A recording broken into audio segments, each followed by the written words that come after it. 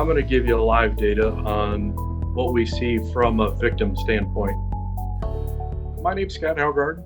Some of the places that I've been assigned to is the FBI Cyber Task Force for about 10 years. I got promoted after that, and now I run the Child Exploitation Unit, which is basically our operations group for the State Patrol of Nebraska. Companies don't see a return on their investment. They don't make money on security, right? They lose money on incidents.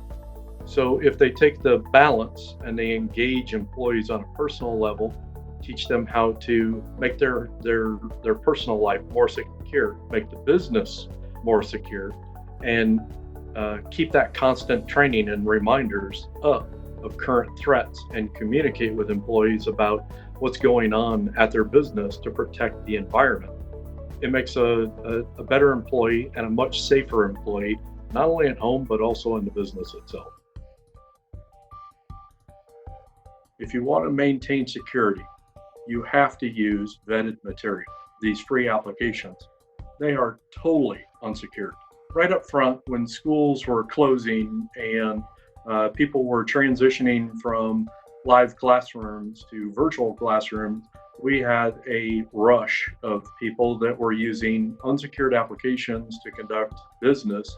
We had an incident in one city in Nebraska where a swastika was written on the video screen as a teacher was playing. We had another incident where child exploitation material was shared with a bunch of school-age children. We've had teachers that lost access to their whole accounts, right? My advice for people that are using video conferencing and people that are enabling speakers and microphones and video on their devices is use something that's vetted, right?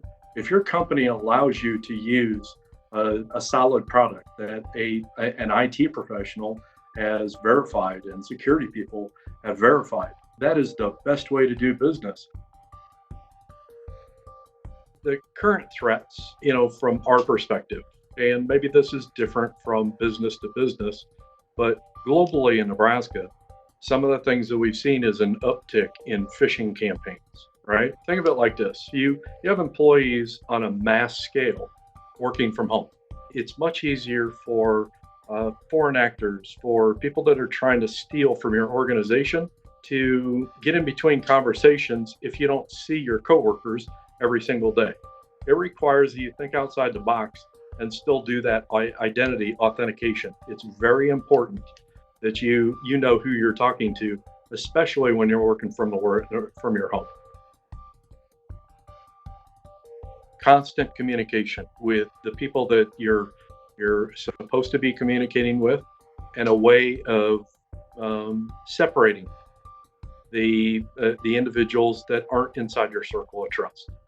And the way that I would put that is the dual authentication. If somebody sends you an email while you're working from home, you pick up the cell phone and you call their cell phone. You know what their voice sounds like. We've only been doing a COVID thing for a couple of months.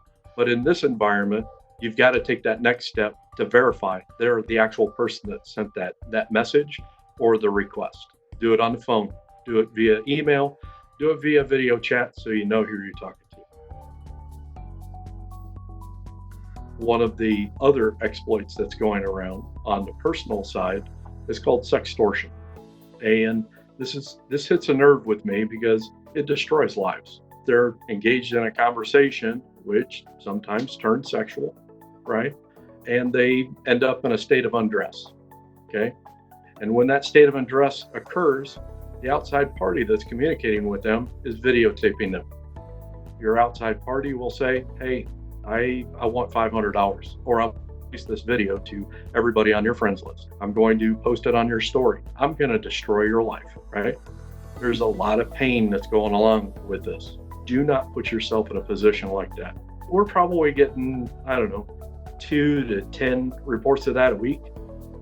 That's just Nebraska. Nationwide, it's an epidemic.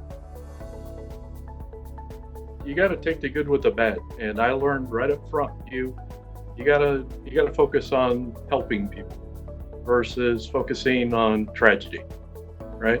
I can't change what happened in the past. All I can do is make a better future.